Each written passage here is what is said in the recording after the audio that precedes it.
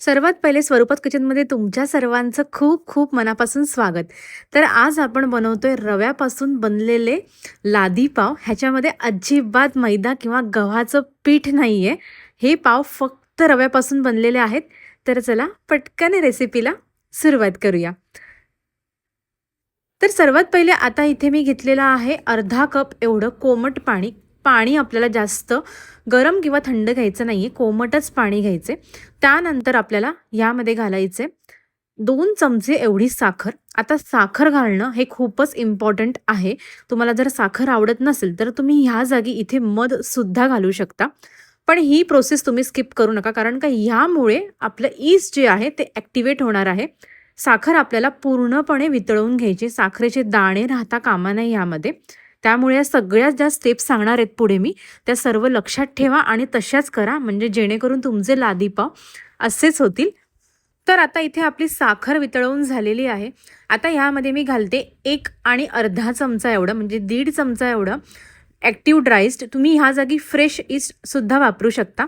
कोणतंही ईस्ट वापरा, पण ना ते ॲक्टिवेट करणं खूपच गरजेचं आहे. आता हे ईस्ट आपल्याला असं थोडंसं मिक्स करून घ्यायचं आणि ते आपल्याला फुलायला ठेवून द्यायचं. तर आता हे आपण 10 ते 15 मिनिटाकरता झाकून एका गरम तर आता आपण हे 10 ते 15 मिनिटानंतर चेक करूया ईस्ट केवढं छान फुललेलं आहे. ईस्ट जोपर्यंत फुलते तोपर्यंत आता मी तुम्हाला रवा दाखवते. तर हे बघा, इथे आपल्याला रवा घ्यायचा आहे बारीक. जो चिरोटी रवा मिळतो ना मार्केटमध्ये, तो आपल्याला घ्यायचा आहे. जर तुम्हाला तो रवा नाही मिळाला तर तुम्ही जाड रवा घ्या आणि तो मिक्सरला असा एकदम बारीक फिरवून घ्या आणि ते सुद्धा चालेल. पण शक्यतो चिरोटी रवा मिळाला तर अधिकच उत्तम. तर चला आता 15 मिनिटं झालेली आहेत आणि हे बघा आपलं ईस्ट केवढं छान मस्त फुललेलं आहे. ईस्ट ह्याच प्रकारे फुललं पाहिजे. जर असं ईस्ट तुमचं फुललेलं नसेल तर तुम्ही पुढच्या प्रोसेसला अजिबात जाऊ नका. कारण का मग तुमचे पाव किंवा ब्रेड तुम्ही जे पण बनवत असाल ते अजिबात फुलणार नाही. तर हे ईस्ट अशा प्रकारेच फुलवून घ्या. आता आपल्याला रव्यामध्ये घालायचे चवीपुरतं मीठ. म्हणजे मी इथे अर्धा चमचा एवढं मीठ घेतलेलं आहे. मीठ आपल्याला सर्वात पहिले असं एकजीव करून घ्यायचे. त्यानंतर ह्यामध्ये आपल्याला घालायचे ॲक्टिव्ह केलेलं ड्राय ईस्टचं मिश्रण. तर हे संपूर्ण ह्यामध्ये घालून घेऊया. त्याचबरोबर इथे मी घेतलेलं आहे 1 चमचा एवढं तेल. जे आपण भाजीला वापरतो तेच तेल वापरलं तरीसुद्धा चालेल. तर इथे मी तेच तेल घेतलेलं आहे. 1 चमचा इथे घालून घ्यायचं आहे आपला. ह्यामुळे आपला ब्रेड खूपच सॉफ्ट आणि फ्लफी असा होतो. आता हे सर्व मिश्रण आपल्याला सर्वात पहिले चमच्याने असं मिक्स करून घ्यायचे. चमच्याने मिक्स केल्याच्या नंतर आपल्याला ह्यामध्ये घालायचे अर्धा कप एवढं कोमट पाणी. मी पाणी थोडंसं कोमट करून घेतलंय, कारण का थंडीचे दिवस चालू आहेत आणि त्यामध्ये कोमट पाण्यामुळे आपलं जे बॅटर आहे डो तो पटकन फुलतो. आणि जर तुम्ही उन्हाळ्यामध्ये हे पाव बनवत असाल तर पाणी कोमट करायची काही गरज नाही आहे, कारण का ऑलरेडी नॉर्मल टेम्परेचरलाच पाणी असतं. तर हे बघा, आता हे पाणी घातल्याच्या नंतर आपल्याला संपूर्ण असं व्यवस्थित मिक्स करून घ्यायचे चमच्यानेच. आता मी तुम्हाला इथे एक सांगते, माझ्या जेवढ्या पण रेसिपी असतात त्या मी सगळ्या परफेक्ट तुमच्याबरोबर शेअर करते आणि त्याचं मेजरमेंट जे आहे ते एकदम परफेक्ट असतं. तुमची रेसिपी अजिबात चुकणार नाही. म्हणजे पहिले स्टार्टिंगला काही वेगळं दाखवलं, लास्टला वेगळं दाखवलं असं अजिबात नसतं माझ्या रेसिपीमध्ये. जी ओरिजिनल गोष्ट आहे तीच मी इथे शेअर करते तुमच्याबरोबर आणि याचे सर्व जे मेजरमेंट आहेत ते माझ्या डिस्क्रिप्शन बॉक्समध्ये टाकलेले असतात. तर तुम्ही तिकडे जाऊन बघू शकता आणि जर तुम्हाला काही वाटलंच तर मला कमेंट करून विचारा. मी नक्कीच तुमच्या सर्व प्रश्नांची उत्तरं द्यायचा पूर्णपणे प्रयत्न करेन. तर आता इथे आपला डो पूर्ण सर्व छान चमच्याने मिक्स झालेला आहे. तर आता आपण हा हाताने मळून घेऊया. इकडे मी व्हिडिओ थोडासा लांब केलेला आहे, जेणेकरून तुम्हाला स्टेप बाय स्टेप प्रोसेस संपूर्ण समजावी. तर जसं पीठ पुढे पुढे मळलं जाईल तसं तुम्हाला समजेल की पीठ कशा प्रकारे त्याची कन्सिस्टन्सी होते. तर हे बघा, आता पीठ आपलं हळूहळू असं घट्टसर होतं आणि गोळा असा एकजीव होतो, तुम्ही बघू शकता. तर आता इथे आपलं पीठ व्यवस्थित असं मळून झालेलं आहे.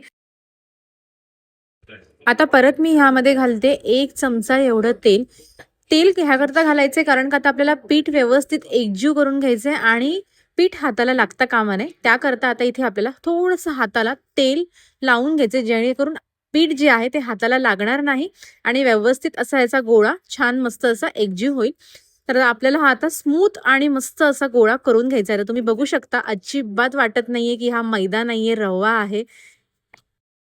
तर हा आता गोळा आपल्याला जास्त पण वळायचा नाहीये. तर तुम्ही बघू शकता आपला स्मूथ आणि मस्त इथे गोळा तयार झालेला आहे. तर आता ह्या गोळ्याला आपल्याला व्यवस्थित असं राउंड करून घ्यायचंय. वरतून बघा हे असं प्लेन आणि क्लीन करून घ्यायचंय. आता हा गोळा आपण त्याच भांड्यामध्ये ठेवून देऊयात आणि वरतून थोडासा असा पंच करून घ्यायचंय आणि ह्यावरती आपल्याला परत थोडंसं अर्धा चमचा एवढं तेल घालून घ्यायचं. तेल ह्याकरता घालायचे कारण का वरतून आपला गोळा एकदम असा सुका सुका झाला नाही पाहिजे. तर हे बघा थोडासा असा ना तेल वरतून ह्याला लावून घ्यायचंय आणि हा आता गोळा आपल्याला 1 ते 1.5 तासाकरता गरम जागेवरती ठेवून जेणेकरून हा गोळा व्यवस्थित असा मस्त फुलेल आणि हा डबल झाला पाहिजे बरं का. तर इथे आता आपला गोळा छान प्रूफ झालेला आहे. तुम्ही बघू शकता हे बघा केवढा छान आपला गोळा मस्त फुललेला आहे. आता आपण हा थोडासा असा पंच करून घेऊ जेणेकरून ह्याच्यामध्ये जी हवा असेल ती पूर्णपणे आपल्याला काढून घ्यायची. आता इथे मला लागलेला आहे 1 सव्वा तास. उन्हाळ्यामध्ये हाच गोळा जो आहे ना तो पाऊण तासामध्ये बरोबर मस्त छान फुलून येतो. पण सध्या थंडीचे दिवस आहेत तर म्हणून ह्याला सव्वा तास मला लागलेला आहे. तर हा गोळा आता आपल्याला परत एकदा असा व्यवस्थित असा छान मळून घ्यायचा. तर आता ह्याकरता मी हा गोळा प्लॅटफॉर्मवरती काढून घेते म्हणजे आपल्या टेबल टॉपवरती काढून घेते आणि हा गोळा पुन्हा एकदा आपल्याला व्यवस्थित छान सर्व साईडने असा गोलाकार करून घ्यायचा आहे. हे बघा अशा प्रकारे. आणि आता आपल्याला ह्याचे छोटे छोटे असे बॉल्स करायचे. तर आपले सर्व पाव एकसारखे आले पाहिजेत त्याकरता इथे मी घेतलेला आहे एक मेजरिंग स्केल. त्यावरती आपल्याला सर्व बॉल्स असे इक्वल ग्रॅममध्ये मोजून घ्यायचे. तर हे बघा इथे 68 ग्रॅमचा हा डो आहे. तर अशा प्रकारे इथे मी 68 ग्रॅमचे 9 बॉल्स करून घेतले. तर आपल्याला एक एक बॉल असा राऊंड करून घ्यायचा आहे व्यवस्थित. त्याचा वरचा जो भाग आहे तो आपल्याला पूर्णपणे क्लीन करून घ्यायचा आहे. हे बघा असं स्मूथ आणि छान व्यवस्थित सर्व साईडने त्याला असं मळून घ्यायचं आहे पुन्हा एकदा. आणि हे बघा असा आपला हा बॉल जो आहे ना तो असा गोल व्यवस्थित झाला पाहिजे. आता इथे आपला एक बॉल बनून तयार झालेला आहे. तर इथे मी घेतलेला आहे 7 इंचाचा चौकोनी टीन घेतलेला आहे केकचाच. तुमच्याकडे जर हा नसेल तर तुम्ही ह्या जागी इथे राऊंड टीन घेतला तरी सुद्धा चालेल. मी खाली थोडंसं तेल लावून घेतलं आहे आणि त्यावरती बटर पेपर घातलेला आहे. आता त्यावरती आपल्याला असे सर्व हे बॉल्स करून एक एक करून थोड्या थोड्या अंतरावरती हे बॉल्स ठेवून द्यायचेत.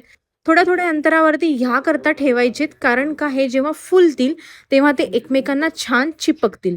तर हे बघा आता इथे आपले सर्व बॉल्स बनून तयार झालेले आहेत. आता हे आपल्याला परत सेकंड म्हणजे डबल प्रूफिंगला ठेवायचे. तर हे आपल्याला पाऊण तासाकरता झाकून असं परत गरम जागेवरती ठेवून द्यायचे. तर आता हे बघा पाऊण तास झालेला आहे आणि पाऊण तासानंतर आपण चेक करूया. हे बघा आपले पाव केवढे सुंदर मस्त फुललेले आहेत आणि छान मस्त दिसतायत सुद्धा एकदम बाहेरच्या लादी पाव सारखेच. तर आता ह्यावरती आपल्याला थोडंसं वरतून दूध लावून घ्यायचे. दुधामुळे काय होतं ना पाव छान सॉफ्ट पण होतात, मऊ मऊ होतात आणि त्याचबरोबर कलर सुद्धा एवढा सुंदर येतो. त्यामुळे आपल्याला ह्यावरती दूध थोडंसं वरतून लावून घ्यायचंय. आता मी ओव्हन 200 डिग्री सेल्सिअस वरती 10 मिनिटाकरता पहिले प्रीहीट करायला ठेवलंय. आता हे आपल्याला 200 डिग्रीवरती 17 ते 20 मिनिटाकरता बेक करायला हे पाव ठेवून द्यायचेत. तर आता हे बघा आपले सुंदर असे पाव 20 मिनिटानंतर तयार झालेले आहेत. जास्त पण पाव जास्त बेक केले, अति बेक केले तर काय होतं पाव वरतून कडक होतात आणि मग ते सॉफ्ट होत नाही. तर आता ह्यावरती आपल्याला लगेचच तेलाने असं छान मस्त ब्रशिंग करून घ्यायचे. हे याकरता करायचंय कारण का पाव सॉफ्ट होतील म्हणून आपल्याला लगेचच याचे ब्रशिंग करून घ्यायचे. आता हे पाव आपल्याला टीनमधून बाहेर काढायचे. त्या अगोदर आपल्याला हे जे पावचे साईड्स आहेत ना हे आपल्याला सोडून घ्यायचे जेणेकरून पाव लगेचच इझिली टीनमधून बाहेर निघतील. तर हे बघा आता मी पाव इथे उलटे करते. आपले पाव व्यवस्थित टीनमधून लगेच बाहेर निघालेत आणि हा मागे लावलेला आपण बटर पेपर हा सुद्धा काढून घेऊयात. आणि हे बघा आपले सुपर सॉफ्ट असे रव्याचे बनलेले पाव तयार झालेले आहेत. ह्यामध्ये ना मैदा आहे ना गव्हाचं पीठ आहे, फक्त रव्यापासून बनलेले आपले पाव इथे मस्त दिसतायत.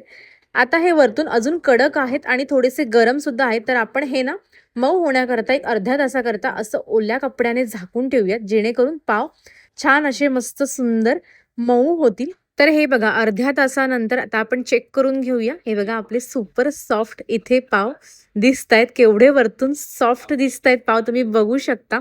मी तुम्हाला दाखवते. तर हे बघा आपल्या पावला केवढी सुंदर आणि मस्त अशी जाळी पडलेली आहे.